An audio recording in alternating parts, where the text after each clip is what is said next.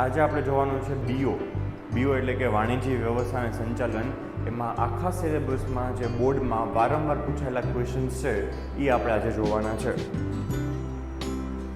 સૌથી પહેલું છે સંચાલનનો અર્થ. આ તમને ક્યાંક ને ક્યાંક 5 માર્કના ક્વેશ્ચનમાં કે VSQમાં ક્યાંક ને ક્યાંક કામ આવશે. સંચાલનનો સામાન્ય અર્થ થાય છે ફૂન્સ એન્ડ ઓર્ડરના જણાવ્યા મુજબ સંચાલન એટલે અન્ય વ્યક્તિ પાસેથી કામ લેવાની કળા.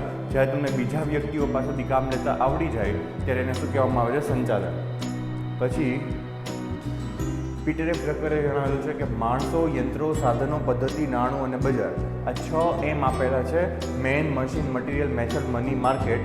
આ 6 ને એના ઉપર આયોજન, અંકુશ, નેતાગીરી, સંકલન અને માર્ગદર્શન કરીને જે ધ્યેય સિદ્ધિ હાંસલ કરવામાં આવે છે, એકમના ઈચ્છિત ધ્યેય હાંસલ કરવામાં આવે છે, તેને શું કહેવામાં આવે છે? સંચાલન.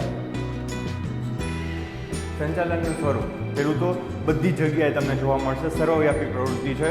ત્યાર પછી છે બીજું છે હેતુલક્ષી પ્રવૃત્તિ. ધંધાકીય એકમના હેતુઓને સિદ્ધ કરવા માટે કરવામાં આવતી પ્રવૃત્તિ છે. જૂથ પ્રવૃત્તિ જે ગ્રુપમાં કરવામાં આવે છે, એકલાથી કરવામાં આવતી નથી. માનવીય પ્રવૃત્તિ, કેમ કે એમાં માનવી છે એ કેન્દ્ર સ્થાને સંચાલનમાં, એટલે એને માનવીય પ્રવૃત્તિ કીધું છે. સતત ચાલતી પ્રવૃત્તિ એ કન્ટિન્યુઅસ ચાલ્યા જ રાખે છે. તમારે ધંધાની શરૂઆતથી ધંધાના અંત સુધી એ તમને ક્યાંક ને ક્યાંક જોવા મળશે જ. નિર્ણય પ્રક્રિયા જરૂરી.